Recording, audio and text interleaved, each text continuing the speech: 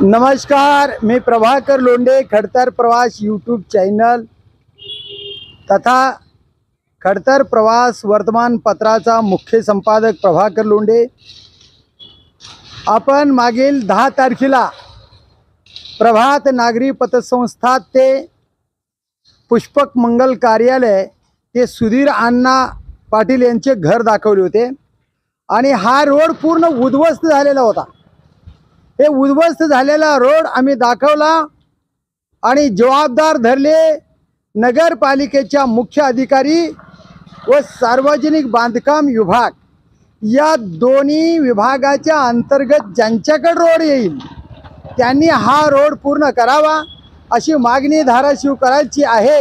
अशा पद्धतीची बातमी आम्ही तयार केली होती आणि या बातमीचा इम्पॅक्ट असा पडला की हे आज काम पूर्ण चालू झालेले आहे। धाराशिव शहरामधले असेच पूर्ण रोड उद्ध्वस्त झालेले आहेत। जवळजवळ 108 रोड सार्वजनिक बांधकाम विभागाकडे वर्ग केलेले आहेत आणि बाकीचे रोड धाराशिव शहरातले नगरपालिका हद्दीमध्ये नगर परिषदेच्या अंतर्गत येतात। ते पूर्ण रस्ते उद्ध्वस्त झालेले आहेत।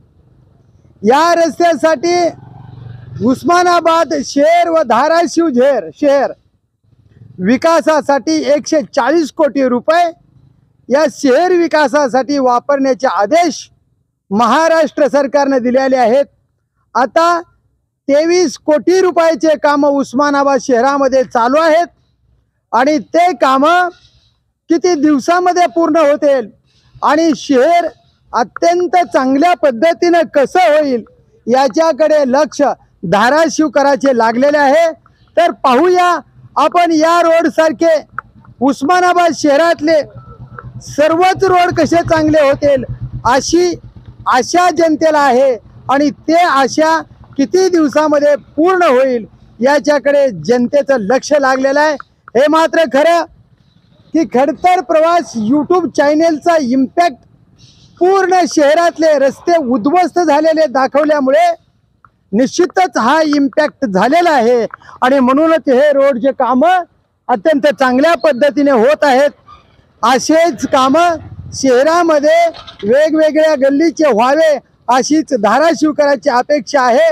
मग पाहूया येणाऱ्या काळामध्ये हे काम किती चांगल्या पद्धतीने होतील याकडे अपेक्षा आहे।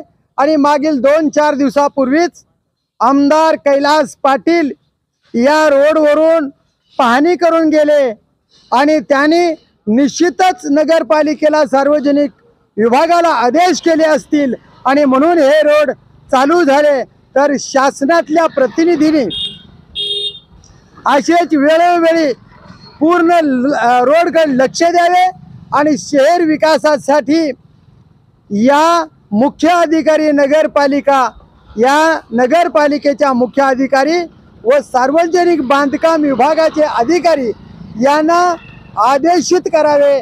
मग ते खासदाराने करावे, आमदारांनी करावे आणि प्रशासनातले जिल्ह्याचे मुख्य असणारे जिल्हा अधिकारी साहेबांनी करावे आणि ते आदेश करून जनतेचं हित जिल्ह्याचा विकास साध्य करावा एवढीच जनतेची अपेक्षा आहे।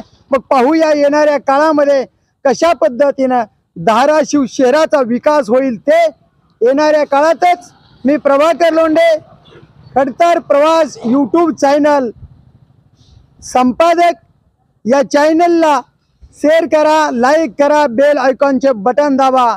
असेच समाजहिताचे वेगवेगळे व्हिडिओ पाहण्यासाठी या चॅनलला सबस्क्राईब करा। धन्यवाद धाराशिवकर, धन्यवाद उस्मानाबादकर। नमस्कार।